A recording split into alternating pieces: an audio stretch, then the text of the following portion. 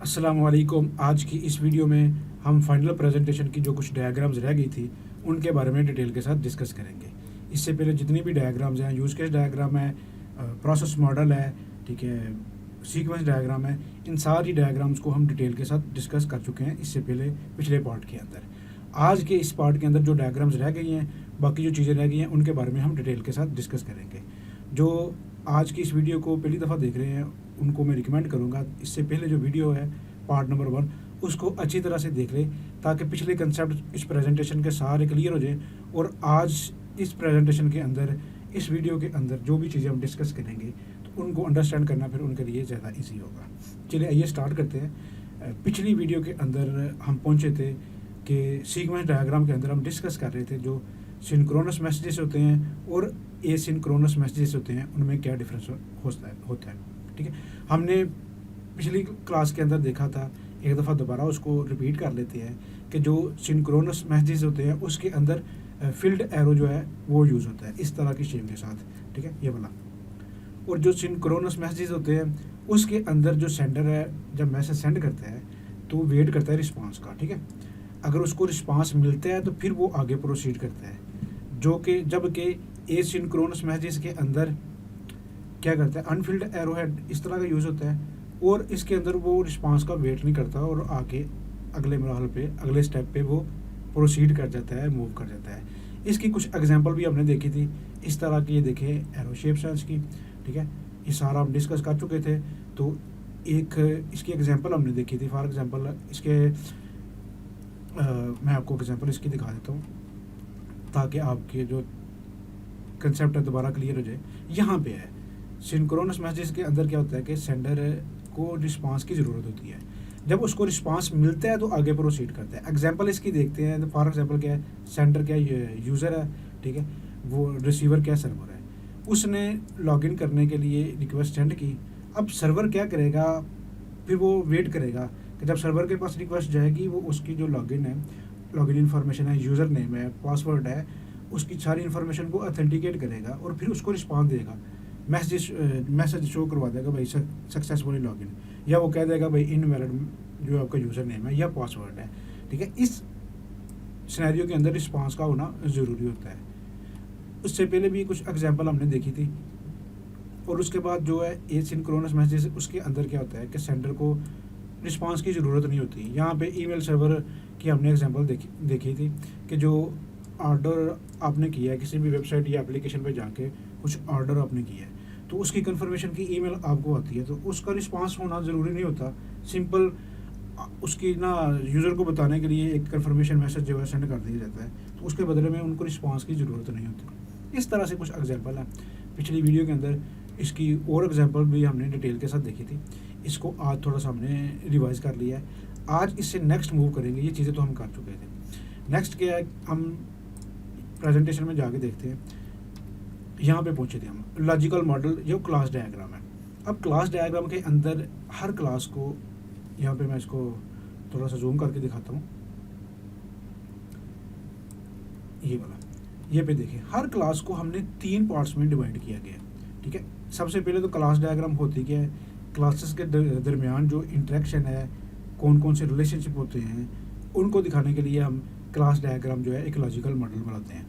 इसके अंदर हर क्लास को आप देखेंगे कि 3 पार्ट्स में डिवाइड किया गया है। आपसे पूछा जा सकता है कि हर क्लास को 3 पार्ट्स में क्यों डिवाइड किया आपने, एक क्लास में भी सारी चीज़ें आप लिख सकते थे।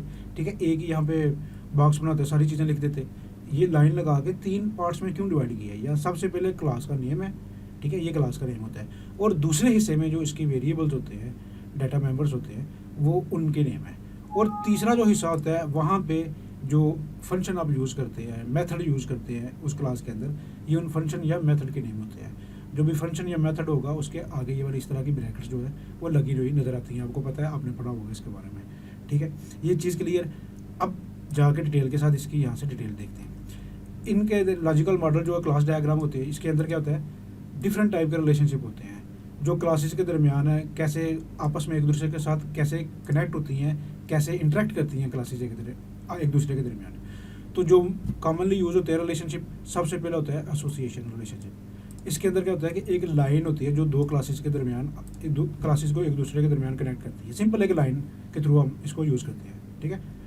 इसके अंदर क्या होता है, एग्जांपल क्या है कि एक स्टूडेंट की क्लास है, वो एसोसिएट है कोर्स की क्लास के साथ, तो इसको सिंपल हमने एक लाइन के थ्रू जो है शो करवा देना है। इसके बाद आता है एग्रीगेशन।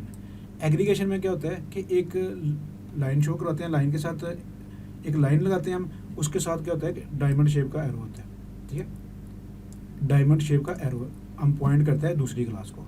इसका मतलब क्या होता है कि इसकी एग्जांपल हम देखें, लाइब्रेरी की एक क्लास है, ठीक है, उसका बुक्स के साथ एग्रीगेशन का रिलेशनशिप है।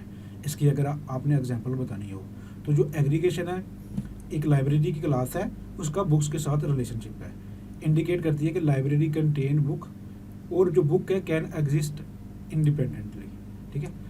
अब लाइब्रेरी के अंदर एक बुक है, लेकिन जो बुक है वो अगर लाइब्रेरी में नहीं है वैसे भी एग्जिस्ट कर सकती है। तो लाइब्रेरी के अंदर से अगर हम कोई बुक है उसको उठा भी लेंगे, उसको वहाँ से उठा के फेंक भी देंगे, या कोई ले भी जाएगा, तो लाइब्रेरी उसके जाने से ख़त्म नहीं हो जाएगी। इस तरह से अगर हमारे पास बुक है, ठीक है, बुक इन दोनों एक दूसरे पे डिपेंड नहीं करती, एक चीज़ के ख़त्म होने से दूसरी चीज़ ख़त्म नहीं हो रही। इस तरह का जो रिलेशनशिप होगा ना, उसको हम कहते हैं एग्रीगेशन रिलेशनशिप। और ये वीक रिलेशनशिप होता है, मीन्स कि एक चीज़ के ख़त्म होने से दूसरी चीज़ ख़त्म नहीं हो रही। जो कंपोजिशन होती है ना, वो स्ट्रॉन्ग रिलेशनशिप होता है। कैसे कि इसके अंदर क्या करते हैं, इसको शो करवाते हैं डायमंड शेप के एरो के साथ, इनके आगे जाके वो किस तरह के वो इमेज होते हैं वो भी हम देखते हैं। तो ये होता है फिल्ड डायमंड के साथ, ठीक है। ये non field simple diamond shaped arrow होता है, लेकिन ये जो होता है फिल्ड डायमंड शेप्ड एरो होता है। इसके अंदर एग्जांपल इसकी देखिए, एक कार है, ठीक है, उसके साथ उसके जो है इंजन होते हैं, उसके जो पहिए होते हैं वो होते हैं। अगर हम कार जो है उसके जो पहिए ख़त्म कर देंगे या इंजन उसमें से निकाल देंगे, तो क्या वो काम करेगी कि उसका कोई यूज़ होगा? नहीं। वो दोनों एक दूसरे पे फुली डिपेंडेंट हैं। एक चीज़ के ख़त्म होने से दूसरी चीज़ भी ख़त्म हो जाएगी, नहीं रहेगी। तो इस तरह का जो स्ट्रॉन्ग रिलेशनशिप होता है उसको हम कंपोजिशन कहते हैं। फॉर एग्जांपल इस तरह का एक घर है, घर के अंदर 3-4 कमरे बने हैं, एक कमरा आपने ख़त्म भी कर दिया, तो आपने बताना है ये कौन सा रिलेशनशिप होगा, ठीक है। किस रिलेशनशिप की ये मैंने आपको एग्जांपल दी है। इस तरह से कार है, कार के अंदर से कोई भी हम इंजन निकाल देंगे, कार नहीं रहेगी, दूसरे पे फुली डिपेंडेंट है, मीन्स कि ये स्ट्रॉन्ग रिलेशनशिप है। और इसको फिल डायमंड के साथ हम शो करवाते हैं। ये चीज़ भी क्लियर हो गई। आगे इनहेरिटेंस, ठीक है। इनहेरिटेंस के अंदर क्या होता है कि एक लाइन होती है और उसके अंदर होलो ट्रायंगल होती है, जो दूसरी एक सुपर क्लास होती है और उससे जो सब क्लास होती है उसको पॉइंट करती है, ठीक है, शो करती है सर्कल्स एंड ट्रायंगल्स के साथ उसको हम शो करवाते हैं।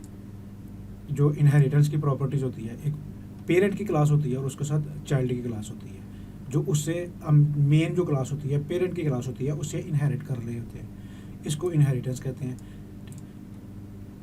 अब यहाँ पे आपको डिटेल समझ आएगी कि किस तरह से उन रिलेशनशिप को हम शो करवाते हैं। एसोसिएशन का रिलेशनशिप इस तरह से एरो के साथ शो करवाते हैं, सिंपल।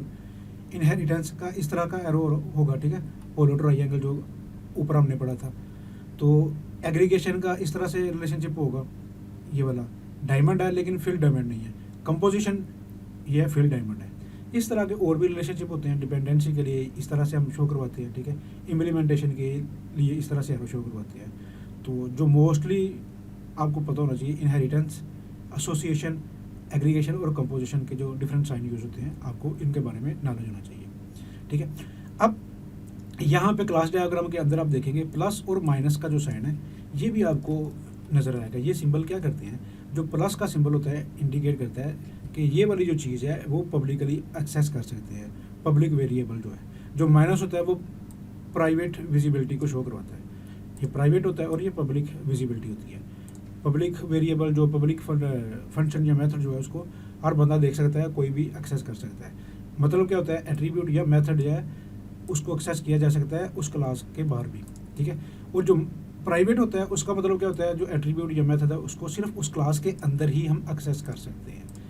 इस तरह से उनका जो स्कोप है, जो विजिबिलिटी है, उसको बताने के लिए प्लस जो होता है पब्लिक के लिए यूज होता है और माइनस जो होता है प्राइवेट विजिबिलिटी को शो करवाने के लिए होता है।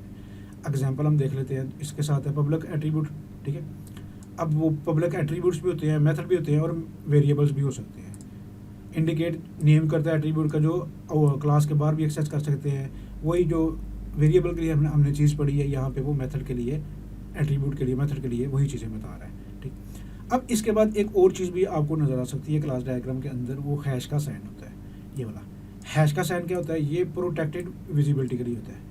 ये तीनों चीज़ें जो आपने प्रोग्रामिंग के डिफरेंट सब्जेक्ट के अंदर आपने ये कंसेप्ट बड़ी डिटेल के साथ पढ़े होंगे, ठीक है, कि कौन को पब्लिक है, प्राइवेट है या प्रोटेक्टेड है, तो इनका नॉलेज आपको बड़े अच्छे तरीके से होना चाहिए, क्योंकि आप ये पढ़ के हैं। फिर भी यहाँ पे हमने एक एग्जांपल के साथ सारी चीज़ें दोबारा रिपीट कर ली हैं।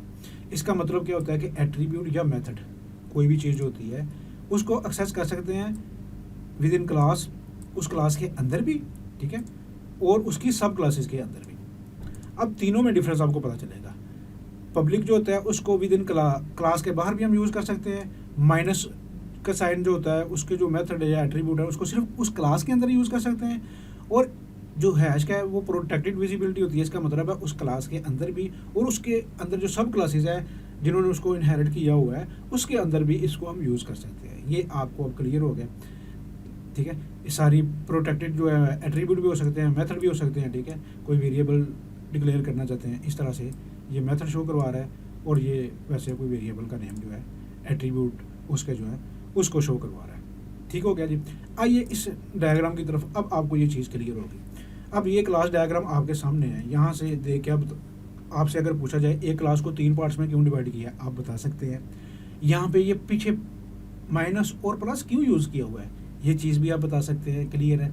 यहाँ पे कितनी टाइप के रिलेशनशिप हो सकते हैं क्लासेस के आपस में, किस तरह से आपस में कनेक्ट हो सकती हैं, इंटरेक्ट कर सकती हैं, उनके बारे में भी आप बता सकते हैं। यहाँ से आप बता सकते हैं कि ये कौन सा साइन है, फिल डायमंड जो है ये कौन से रिलेशनशिप को शो कर रहा है, आप ये भी बता सकते हैं। अगर आपसे पूछा जाए कि जो फिल डायमंड है कौन सा रिलेशनशिप है शो करवाता है, ये बता दिया आपने। तो अगर आपसे पूछा जाए कि कंपोजिशन का जो रिलेशनशिप है उसको शो करवाने के लिए कौन सा सिंबल यूज़ होता है, तो ये भी आप बता सकते हैं। नॉन फिल डायमंड एग्रीगेशन के लिए यूज़ होता है, ये कंपोजिशन के लिए यूज़ होता है।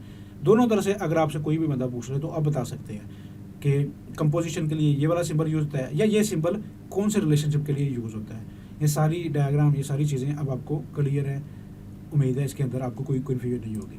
अब आगे चलते हैं। यहाँ पे ये ERD है, एंटिटी रिलेशनशिप डायग्राम। ये जो कोड जब हम लिखते हैं क्लासेस के दरमियान रिलेशनशिप दिखाने के लिए, उससे पहले ये एक लॉजिकल मॉडल हम बना लेते हैं, ठीक है, कि मेन एक जो कंसेप्चुअल मॉडल है हमारे सामने आ जाए, और इसकी मदद से हम फिर जो कोडिंग की क्लासेस है उनको फिर इम्प्लीमेंट करते हैं। अब ERD डायग्राम जो होती है ये हम इसलिए जो है बनाते हैं ताकि ये एक स्ट्रक्चर जो है कंसेप्चुअल मॉडल हमारे सामने आ जाए, और इसको देख के फिर हम अपनी जो डेटाबेस है उसको डिज़ाइन करते हैं। इसके अंदर क्या होती है, एंटिटीज़ होती हैं और उसके एट्रीब्यूट्स होते हैं और उनका आपस में रिलेशनशिप होता है। ये जो रेक्टेंगल बॉक्स आपको नज़र आ रहा है ये एक एंटिटी है और ये इसके एट्रीब्यूट्स हैं। फॉर एग्जांपल एक छोटी सी एग्जांपल यहाँ पे आप देख लेते हैं। स्टूडेंट है, एंटिटी है एक, इसके एट्रीब्यूट्स कौन कौन से हो सकते हैं। स्टूडेंट का ID होता है, नेम होता है, उसका जेंडर होता है, एड्रेस होता है, ठीक है, क्लास होगी, एज होगी। ये सारे एट्रीब्यूट्स जो होते हैं किसी भी एंटिटी के एट्रीब्यूट्स होते हैं। इस तरह अगर आपसे पूछा जाए ये कोर्स है, ये क्लास है, इसके एट्रीब्यूट्स कौन होंगे, अब अपने माइंड से काम लेना है, ठीक है। ChatGPT के ऊपर आप सर्च भी कर सकते हैं, ये एक एंटिटी है, मुझे बताओ इसके एट्रीब्यूट्स कौन कौन से होंगे, या मुझे ये इन्फॉर्मेशन है इसके अंदर कौन कौन से एंटिटीज़ हैं और उनके साथ उनके एट्रीब्यूट कौन कौन से हैं, ये बता दो। आसानी से वहाँ से ये इन्फॉर्मेशन आप गेट कर सकते हैं। यहाँ पे देखें टाइम टेबल है, टाइम टेबल के अंदर कौन कौन सी चीज़ें हो सकती हैं, माइंड से आपने काम लेना है, ठीक है। वहाँ पे क्लास ID होगी, सब्जेक्ट ID होगी, टीचर ID होगी, टाइम और डेट होगा, ये सारी चीज़ें इसकी एट्रीब्यूट्स। अब इनके दरमियान कौन कौन से रिलेशनशिप हो सकते हैं, इनके दरमियान 3 किस्म के रिलेशनशिप होते हैं, 1 to 1, 1 to many और many to many रिलेशनशिप। ठीक हो गया। यहाँ से आपको ये पता भी चल रहा है कि ये रिलेशनशिप आपको दिखा रहे हैं, डिफरेंट नोटेशन यूज़ होती हैं, ठीक है। इनके बारे में फिर आपको बताएंगे कौन कौन सी नोटेशन यूज़ होती हैं, लेकिन मोस्टली यही आपको नज़र आएगी, ये आप इसको इजीली अंडरस्टैंड करेंगे। इस तरह ये नज़र में हमें आ रहा है कि 1 to many का रिलेशनशिप है, इसके दरमियान many to many का रिलेशनशिप है। अब इनके बारे में डिटेल से हम देखते हैं, इस डॉक्यूमेंट के अंदर आ जाइए, यहाँ पे देखते हैं। देखिए ERD डायग्राम क्यों बनाते हैं, एंटिटीज़ मेन जो उसके ऑब्जेक्ट या कंसेप्ट होता है, ठीक है, जिसके दरमियान बारे में हम डाटा स्टोर करना चाह रहे हैं। ये चीज़ अब आपको क्लियर हो गई है कि डाटाबेस के अंदर एंटिटी टेबल होती हैं और उनकी एट्रीब्यूट्स होते हैं। जिस चीज़ के बारे में ऑब्जेक्ट्स को, मेन ऑब्जेक्ट्स को ये रिप्रेजेंट करती है, जिसके बारे में हम अपने डेटाबेस के अंदर डाटा स्टोर करना चाह रहे होते हैं। एट्रीब्यूट्स क्या होते हैं? ये उसकी जो प्रॉपर्टीज़ है या करेक्टरिस्टिक है वो उनको बताती हैं एंटिटी की। ये चीज़ भी अब आपको थोड़ी क्लियर हो गई है, ठीक है। यहाँ पे देखते हैं कि एंटिटी क्या होती है, शेप क्या होती है, रेक्टेंगल, ठीक है। उसकी हमें शेप का पता चल गया। एग्जाम्पल क्या है कि इन अ लाइब्रेरी डेटाबेस एंटिटी क्या हो सकती है, बुक एक एंटिटी हो सकती है, ऑथर एक एंटिटी हो सकती है, ठीक है। ये डिफरेंट एंटिटीज हो सकती हैं। तो एट्रीब्यूट्स कौन से हो सकते हैं, किस तरह शो करवाते हैं? ओवल शेप के साथ उसको हम शो करवाते हैं। उस डायग्राम में हमने देखा था ना, दोबारा मैं आपको दिखा देता हूँ। ये एंटिटी है रेक्टेंगल बॉक्स में, ओवल शेप के साथ जो है ये उसकी जो है एट्रीब्यूट्स है। ये डायमंड शेप जो है उसका आपस में रिलेशनशिप है, उसको शो करवाती है। डायमंड शेप रिलेशनशिप को शो करवाने के लिए यूज होती है। चलिए ये दोबारा यहाँ पे हम देखते हैं कि एट्रीब्यूट्स जो होते हैं उनको डिफरेंट हम टाइप्स के अंदर हो सकती हैं। जो एट्रीब्यूट्स होती हैं, कौन कौन सी एट्रीब्यूट्स की टाइप हो सकती हैं? सिंपल एट्रीब्यूट होता है कि जो एक सिंगल वैल्यू को रिप्रेजेंट करता है, सिंपल एट्रीब्यूट जो होता है, ठीक है। और सिंगल ओवल शेप जो है उसके साथ कनेक्ट करते हैं हम एंटिटी के साथ। सिंपल एट्रीब्यूट को एक सिंपल ओवल शेप बना ली और उसको सिंपल हमने एक ही एरो के साथ एंटिटी के साथ जो है कनेक्ट कर देते हैं। अब कंपोजिट एट्रीब्यूट क्या होता है? मल्टीपल सिंपल एट्रीब्यूट्स होते हैं, ठीक है, मल्टी वैल्यू होते हैं, जिसके अंदर क्या होता है कि किस तरह से हम उसको रिप्रेजेंट करते हैं? Nested structure of Oval shape with in an Oval. एक ओवल शेप के अंदर एक ऊपर एक और ओवल शेप की लाइन लगा देते हैं। नेस्टेड ओवल शेप्स के अंदर कंपोजिट एट्रीब्यूट होता है। इस तरह का जब आपको नजर आए तो आपने समझना है ये कंपोजिट है। यहाँ पे देख लेते हैं अगर कोई कंपोजिट है, यही वाला, ठीक है। कंटेक्ट नंबर ये आपको नजर आ रहा होगा, यहाँ पे मैं थोड़ा सा दिखाता नहीं वाला कंपोजिट है, ठीक है। मल्टी वैल्यूज होती है। कंटेक्ट नंबर जो होते हैं विजिटर के एक से ज़्यादा भी हो सकते हैं, ठीक है। लैंडलाइन फ़ोन नंबर भी है या डिफरेंट सिम के फ़ोन नंबर भी हो सकते हैं, इसलिए फिर इसको कंपोजिट कहते हैं। और कंपोजिट को किस तरह शो करवाते हैं? नेस्टेड ओवल शेप के अंदर एक ओवल शेप बना दी, इसके ऊपर एक और जो है उसकी ओवल शेप के साथ उसको हमने शो करवा दिया। यहाँ पे उसकी एग्जांपल क्या है जी? एड्रेस एट्रीब्यूट, ठीक है। क्यों? इसके अंदर क्या कंपोज कर सकते हैं उसको? एड्रेस के अंदर स्ट्रीट होती है, सिटी होता है, जिप कोड होता है, मल्टी वैल्यूज उसके अंदर आ सकती हैं। आगे जो ड्राइव एट्रीब्यूट होता है वो किस तरह का होता है? जिसको हम दूसरे एट्रीब्यूट से ड्राइव करते हैं। क्या होता है कि रेदर देन डायरेक्टली स्टोर करने के बजाय ना उसको हम किसी ऑलरेडी जो एट्रीब्यूट था ना उससे हम ड्राइव करते हैं। फॉर एग्जांपल क्या है? इसको डैश्ड ओवल शेप के साथ हम शो करवाते हैं और एंटिटी के साथ कनेक्ट करते हैं। अब देख लेते हैं यहाँ पे अगर कोई ऐसा वेरिएबल है कि जो डैश्ड फॉर्म में हो तो हमें पता चल जाए। यहाँ पे जी मैं थोड़ा सा जूम आउट कर देता हूँ। तो यहाँ पे देख लेते हैं जी एज का कोई वेरिएबल होगा, ठीक है। ये वाला यहाँ पे नज़र आ रहा है, सॉरी, ये आपको नज़र आएगा। ये एज वाला देख रहे हैं एट्रीब्यूट्स आपने, डॉटेड में है। क्यों? कि इससे हमें पता चल रहा है कि ये ड्राइव्ड एट्रीब्यूट्स हैं। क्योंकि एज हम कहाँ से निकालते हैं, आइए देखते हैं। एज एट्रीब्यूट जो है ड्राइव्ड एट्रीब्यूट है। कैसे?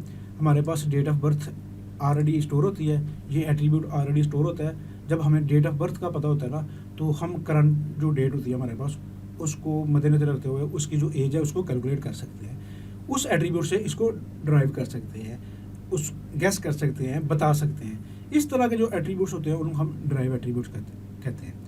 अब सिंपल एट्रीब्यूट आपको पता चल गया, कंपोजिट एट्रीब्यूट आपको पता चल गया। जो ड्राइव एट्रीब्यूट होता है वो किस तरह का होता है, उसकी एग्जांपल क्या है, ये चीज़ भी अब आपको अच्छी तरह से क्लियर होगी। अब कुछ मल्टी वैल्यूड एट्रीब्यूट्स होती हैं, ठीक है, जो कि मल्टीपल वैल्यूज़ को होल्ड करते हैं, ठीक है। कैसे है? डबल ओवल शेप के अंदर उसको कनेक्ट किया जाता है। फ़ोन नंबर है, जैसे पीछे भी उसकी एग्जांपल मैंने आपको बताई है। कंपोजिट ये वही चीज़ें हैं, ठीक है। की एट्रीब्यूट्स क्या होता है? यूनिकली आइडेंटिफाई करता है। जो यूनिकली आइडेंटिफाई करता है ना की एट्रीब्यूट्स, ये बहुत इंपॉर्टेंट चीज़ है।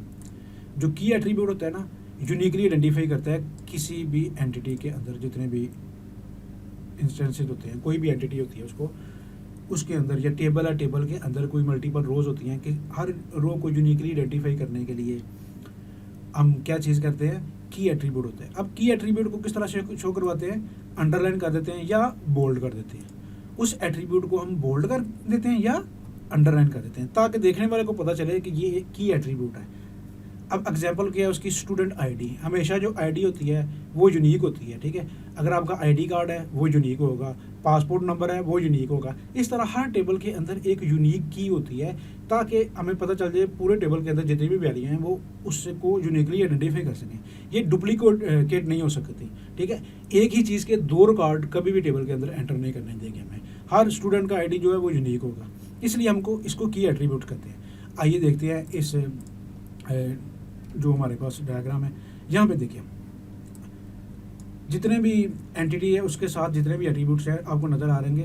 हर एंटिटी का एक एट्रीब्यूट ऐसा भी है जो उसको की एट्रीब्यूट है, जो उसको यूनिकली आइडेंटिफाई कर रहा है।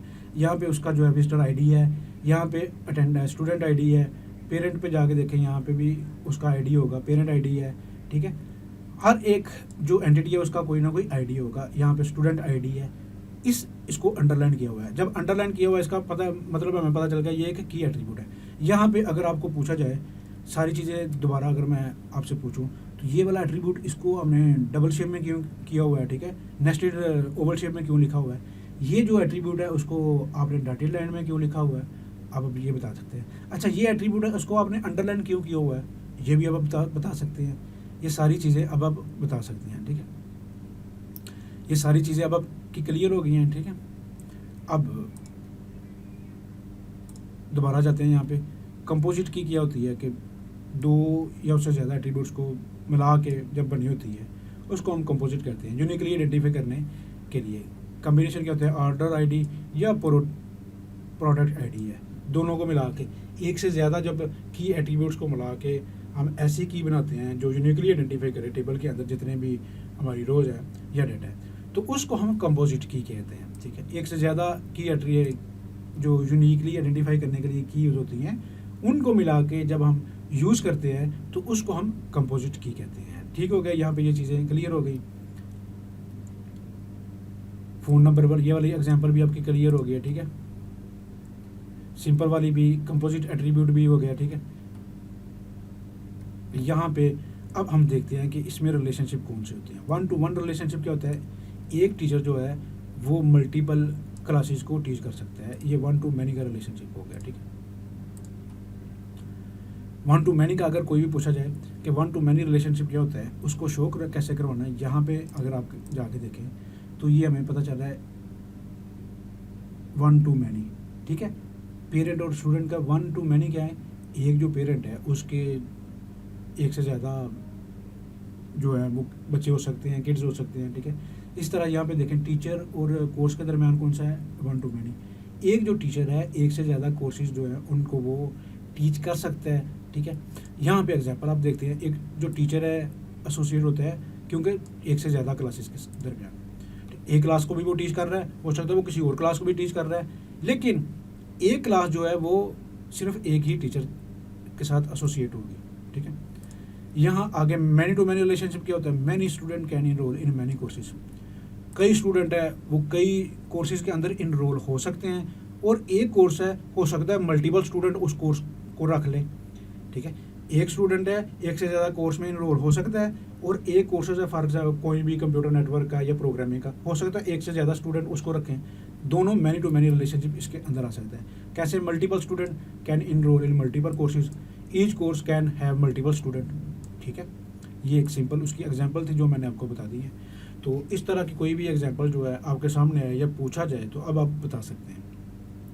एक और कंसेप्ट यहाँ पे आपने देखना है, ये सारी चीज़ें अब आपके क्लियर है। यहाँ डायग्राम के अंदर आप देखिए 1-to-many का रिलेशनशिप है, दिखाएं जी यहाँ पे 1-to-many का रिलेशनशिप कौन सा है, ये सारी चीज़ें आपको नजर आ रही है। क्यों 1-to-many रिलेशनशिप क्यों है, अब ये इजीली बता सकते हैं। अच्छा, ये वाला रिलेशनशिप कौन सा बताएं जी, ये मैनी टू मैनी रिलेशनशिप आप बता रहे हैं जी, ये मैनी टू मैनी रिलेशनशिप है। क्यों मैनी टू मैनी रिलेशनशिप है, बताएं एग्जांपल के साथ। अब आप ये भी एग्जांपल के साथ बता सकते हैं। इसको अपनी जो प्रोजेक्ट के हिसाब से अपनी डायग्राम्स है उसको अच्छी तरह से एनालाइज करना है, देखना है, उसके बारे में अंडरस्टैंड करना है। अब ये सारी कंसेप्ट आपके क्लियर हो गई। ये डायमंड शेप जो है और दो एंटिटी के दरमियान रिलेशनशिप शो करवाने के लिए यूज़ होता है। आगे देखते हैं जी क्लास डायग्राम, डेटाबेस डिज़ाइन है। जो भी डेटाबेस है इसको हम किसी डेटाबेस में जाकर डिज़ाइन करते हैं और टेबल का आपस में इस तरह से कनेक्ट कर लेते हैं। जो टेबल के अंदर ये देखें स्टूडेंट आईडी जो है प्राइमरी की है, यूनिक की है, इसको हम दूसरे टेबल में लेके जाते हैं तो वहाँ पे जाके ये फॉरेन की बन जाती है। यहाँ पे फिर कंसेप्ट आ जाता है, दो टेबल को कनेक्ट करने के लिए कौन सी चीज़ हम यूज़ करते हैं डेटाबेस के अंदर, प्राइमरी और फॉरेन की। एक टेबल की जो होती है प्राइमरी की, दूसरे टेबल में जाके फॉरेन की बन जाती है, ठीक है। प्राइमरी की के अंदर यूनिक वैल्यूज होती हैं, कोई नल वैल्यू नहीं हो सकती, फॉरेन की के अंदर नल वैल्यू हो सकती है, ठीक है। अब जाके यहाँ पे भी देख सकते हैं प्राइमरी की क्या होती है कि ऐसा कॉलम या सेट ऑफ कॉलम, पीछे हमने देखा है ना, एक से ज़्यादा कॉलम को मिला के भी हम जो प्राइमरी की बना सकते हैं। ये कंसेप्ट भी आपको क्लियर होना चाहिए, प्राइमरी की एक ही कॉलम की होती है, नहीं, एक से ज़्यादा कॉलम को भी मिला के हम प्राइमरी की बना सकते हैं, जो हर रो को टेबल के अंदर यूनिकली आइडेंटिफाई करती है, ठीक हो गया। ये यूनिक होनी चाहिए, नल नहीं, वैल्यू नहीं होनी चाहिए। नल वैल्यू का क्या मतलब है कि कोई वैल्यू, अब्सेंस ऑफ वैल्यू, कि अगर जहाँ पे जगह ली हो ये, लेकिन फिलहाल यहाँ पे कोई वैल्यू अवेलेबल मौजूद नहीं है, ठीक है। एग्जाम्पल क्या है, स्टूडेंट का टेबल है, स्टूडेंट आईडी कॉलम, उसको हम जो है प्राइमरी की बना सकते हैं, क्योंकि हर स्टूडेंट है उसकी यूनिक आईडी होती है, ठीक हो गया जी। फॉरेन की क्या होती है कि ए फॉरेन की कॉलम या set of columns in one table, एक टेबल के अंदर जो होता है, that refer to the primary key in another table, जो दूसरे टेबल की प्राइमरी की को रेफर कर रहा होता है। ये क्या करता है, लिंक करता है between the data in two tables, दो टेबल के दरमियान जो डाटा है उसको लिंक करवाने के लिए फॉरेन की यूज़ होती है। एग्जाम्पल अब इसकी देख लेते हैं, स्टूडेंट का टेबल है, if we have a department ID column that reference the primary key department ID in a department table, the department column in the student table would be foreign key। Clear हो गया यहाँ पे चीज़ कि अगर हमारे पास एक department ID का column है जो कि प्राइमरी की है डिपार्टमेंट आईडी के तौर पे डिपार्टमेंट टेबल के अंदर, तो ये डिपार्टमेंट आईडी का कॉलम स्टूडेंट के कॉलम के अंदर अगर इसको हम ले कहते हैं तो ये क्या होगा, एज अ फॉरेन की के तौर पे यूज़ होगा, ठीक है। ये जो करता है रिलेशनशिप होता है जहाँ पे हर स्टूडेंट बिलोंग करता है स्पेसिफिक डिपार्टमेंट के साथ, ठीक है। इस तरह से हम प्राइमरी और फॉरेन की का ये हमने मेन आइडिया ले लिया, मेन कंसेप्ट ले लिया। कोई भी कंसेप्ट इस तरह का अगर आपसे पूछा जाएगा तो आप बता सकते हैं, इसके अंदर कोई इशू नहीं आपको होना चाहिए, ठीक हो गया। इसके बाद आपके जो है इंटरफेस होते हैं, आपके जो प्रोजेक्ट है उसके इंटरफेसेस कुछ आपने यहाँ पे ऐड किए होते हैं, ठीक है। एट द एंड आपको पता होना चाहिए कि इसके अंदर कौन कौन से टूल यूज़ किए हैं। ये सिंपल HTML है, CSS है, जावास्क्रिप्ट है, PHP है, MySQL है। इसके अंदर क्वेश्चन आप बता सकते हैं कि फ्रंट एंड की लैंग्वेजेस कौन सी हैं, HTML, CSS, जावास्क्रिप्ट जो है फ्रंट एंड डिज़ाइनिंग के लिए यूज़ होते हैं। बैक एंड पे लैंग्वेज जो है PHP यूज़ होती है, ठीक है। PHP के अलावा अगर ये तो फ्रंट एंड की लैंग्वेजेस होगी, हर प्रोजेक्ट के अंदर फ्रंट एंड पे यूज़ होगी, और बैक एंड पे PHP यूज़ हो सकती है, C# यूज़ हो सकती है, आप .NET यूज़ कर सकते हैं, जावा यूज़ कर सकते हैं। डिफरेंट लैंग्वेजेस हैं जो बैकएंड के तौर पे यूज़ होती है, उनको आप यूज़ कर सकते हैं। यहाँ पे PHP के साथ डेटाबेस कौन सी यूज़ होती है, MySQL डेटाबेस का नेम है, ठीक है। इसके अलावा ओरेकल डेटाबेस भी होती है, SQL की डेटाबेस भी होती है, डिफरेंट डेटाबेसेस हैं। तो यहाँ पे PHP के साथ कौन सी डेटाबेस यूज़ कर रहे हैं, MySQL डेटाबेस का नेम है। ये फ्रंट एंड की लैंग्वेजेस है और ये बैक एंड की लैंग्वेज है। इस तरह से आपकी ये सारी प्रेजेंटेशन है, अब आपको क्लियर हो गई होगी। इसके अंदर कोई भी कन्फ्यूजन नहीं होना चाहिए, एक एक चीज़ बड़ी डिटेल के साथ आपको बता दी है। वैसे भी रियल लाइफ में भी, फील्ड में जब आप जाएंगे, ये कंसेप्ट आपके बड़े काम आएंगे। ये चीज़ें रियल लाइफ में भी आपको बड़ी मदद और हेल्पफुल आपके लिए साबित होंगी। इस तरह से उम्मीद है हर चीज़ आपको बड़े अच्छे तरीके से क्लियर होगी। फिर भी किसी भी कंसेप्ट के अंदर, किसी भी चीज़ के अंदर अगर आपको कोई कन्फ्यूजन होगी तो आप मुझसे कमेंट करके पूछ सकते हैं।